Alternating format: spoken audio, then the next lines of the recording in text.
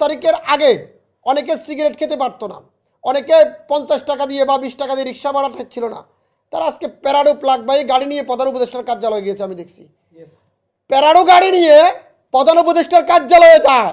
ওরে ভাই, 7 মাসে এত টাকা পাইছো কই? আমরা আপনাদের কথার জবাব দেওয়ার জন্য বসে আছি, কই? চিঠি তো দিয়েছি, দাবাতের আমন্ত্রণ পত্র তো পাই না। এই প্রধান উপদেষ্টার মুখের ভাষা আর কাজ কিন্তু এক না। তিনি বিশ্ববিখ্যাত হতে পারে, তাকে রেসপেক্ট করি, সম্মান করি, কিন্তু তার অর্থ এই নয় যে আপনি কথা যেটা বলবেন সেটা যাতে, তাহলে আপনার প্রধান উপদেষ্টার কার্যালয়ে যে সমস্ত লোকগুলোকে নিয়োগ দেওয়া হয়েছে তাদের কাজ কি? তাদের কাজ প্রধান উপদেষ্টাদের সাথে কেউ দেখা করবে, তার কাছে চিঠি দিবে, গুরুত্ব সহকারে চিঠিটি বাস্তবায়ন করবে, এবং বাস্তবায়ন না করলে যিনি চিঠি প্রদানকারী তাকে আবার ফার্দার এখানে ফোন নাম্বার আছে, ফোন দিয়ে বলবে স্যারকে বলছি, স্যার আপনাদেরকে উত্তর দিচ্ছি। এটাই তো গণতন্ত্র, এটাই গণতন্ত্র। জনগণ আপনার কাছে কোনো একটা চাহিদা নিয়ে যাবে, হয়তো আপনি ব্যস্ত থাকবেন, জনগণকে তারপরে বিষয়গুলো তো কাম ব্যাক করতে হবে, কিন্তু কই কাম ব্যাক কই? গণতন্ত্র সংস্কার করতে হলে এগুলো করতে হবে। আর সংস্কার কি? কিসের সংস্কার করছে? নির্বাচন। কিসের নির্বাচন? আওয়ামী লীগ চলে গেছে, কিন্তু আওয়ামী লীগের কোনো কাজকর্ম কি বন্ধ আছে? থানায় পুলিশের ধমকানি, পুলিশকে ধমকান, পুলিশের উপর খবরদারি করা, স্কুলের কমিটিগুলো কি বাকি আছে? আওয়ামী লীগ চলে গেছে, আর কেউ না কেউ কমিটিগুলোর দায়িত্ব নিছে না? শুধু পার্লামেন্ট নাই, কিন্তু আর তার বাইরে তো সব কিছুই চলছে মোটামুটি। কিন্তু আমার প্রশ্ন হলো, লুটপাট যারাই করেন করেন, কোনো অসুবিধা নাই। 5 তারিখের আগে অনেকে সিগারেট খেতে পারতো না, অনেকে 50 টাকা দিয়ে বা 20 টাকা দিয়ে রিক্সা ভাড়া ছিল না, তারা আজকে প্যারাডো প্লাগ বাই গাড়ি নিয়ে প্রধান উপদেষ্টার কার্যালয়ে গিয়েছে। আমি দেখছি প্যারাডো গাড়ি নিয়ে প্রধান উপদেষ্টার কার্যালয়ে যায়। ওরে ভাই, 7 মাসে এত টাকা পাইছো কই? এটার একটা জবাব দাও। এত টাকা তোমরা 7 মাসে পাইছো কই? এই আলাউদ্দিন স্যার একটা ছিল আওয়ামী লীগের কাছে, আওয়ামী লীগ আলাউদ্দিন স্যার একটা তোমাদের কাকে কাকে দিয়ে গেছে একটু ভাই বলো, বললে খুশি হতাম, খুব খুশি হতাম।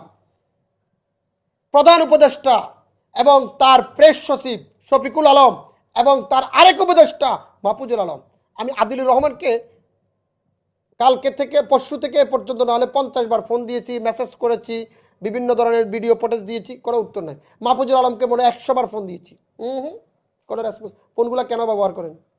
কেন ব্যবহার করেন?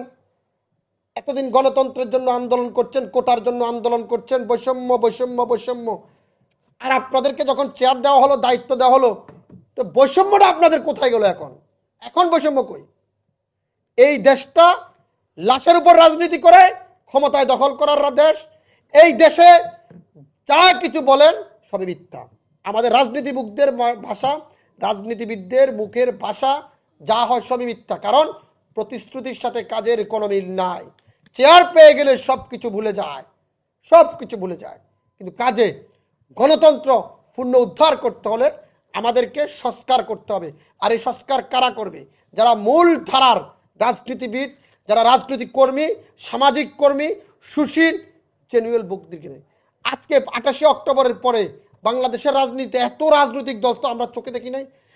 প্রধান উপদেষ্টার মিটিংয়ে যতগুলো রাজনৈতিক দল ইনভাইট পেয়েছেন এবং বছর বছর করে খাবার খেয়েছেন আর ছবি ফটো সেশন করেছেন, কই ওই দলগুলো যদি গত 17 বছর আন্দোলন সংগ্রামে প্রত্যেকটা স্পটে থাকতো, শেখ হাসিনা 5 মিনিটও ক্ষমতা থাকতে পারতো না। বাট হয়, আমি ছিলাম,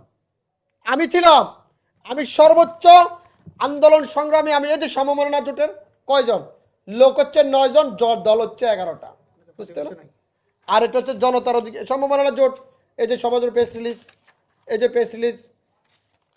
আর জনতার অধিকার পার্টি 26 অক্টোবর 2022 যখন রাজপথে কোনো দল নামতে সাহস করেনি, তখন আমি নেমেছিলাম। শিশু কল্যাণ পরিষদে আমি মিটিং করেছি সাহসকে নিয়ে, গয়েশ্বর প্রধান অতিথি ছিল, খুঁজে দেখলে পাবেন। এই যে দেখেন আমার গাড়ি বহরের সেদিন হামলা হয়েছে, এই যে যদি আপনাদেরকে আরো দেখাই,